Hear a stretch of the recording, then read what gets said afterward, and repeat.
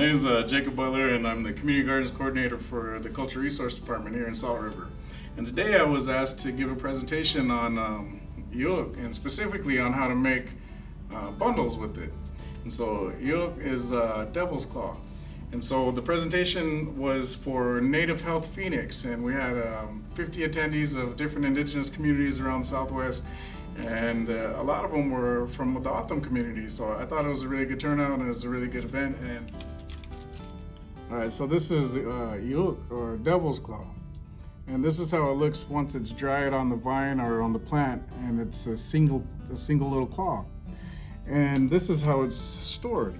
So if you don't store it like this, then it's a big mess of claws that take up a lot of space. If you don't bundle them, you just create this massive entanglement of a bunch of these claws. And so when you actually go to use them, you pull them out, and these things snap back, and it gets you in the fingers. Another way that people do it for material is they just wrap them. They cut the ends off and they wrap them like this. You can use cloth or string or a food tie like this one. And then these are the black designs in the automwa, or the baskets.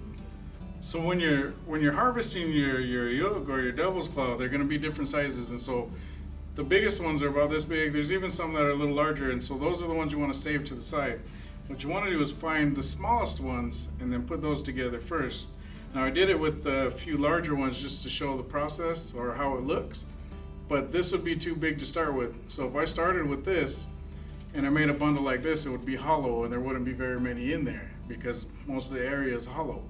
And so what you want to do is find all the small ones, or even the little curled gnarly ones, and then kind of wrap those together. These are the right size to start with, something smaller. And you start adding more, and then just pulling them to the tightest you can and hooking. So you want to use this hook to hook into the other seed pod from the opposite end. And then what you end up with is this really strong bundle. And you just keep adding to that and keep adding to that until you get to something about this big.